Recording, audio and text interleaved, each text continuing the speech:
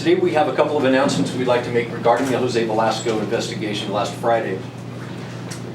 First, in response to a number of calls from the media, we're releasing the audio recordings and the transcripts of the 911 calls that came in regarding this incident. And there will also be the police recordings.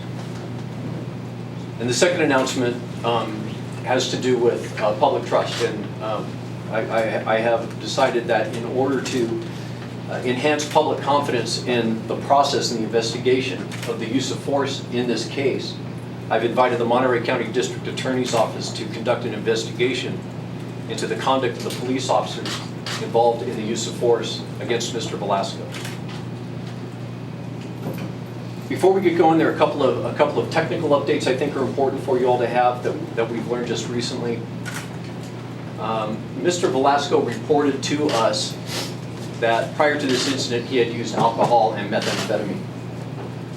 We know now, after having received the toxicology back, that he was not under the influence of alcohol, but was under the influence of methamphetamine.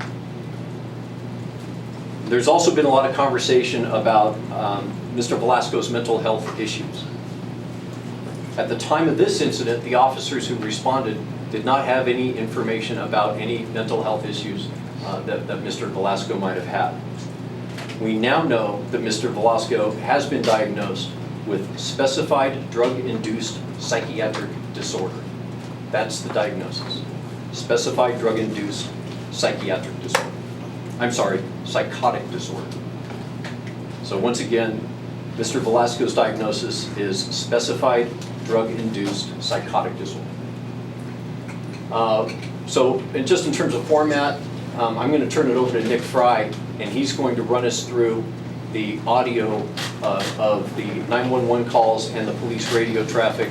I think it's pretty good quality. I would ask you to try to hold questions until the end. We'll do a Q&A. But just to start off, when we get to the third call of particular interest to you is Mr. Velasco's mother. That's the call she makes to 911.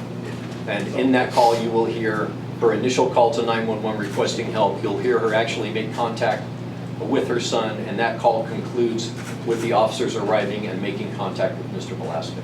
So, Nick? Yes, sir.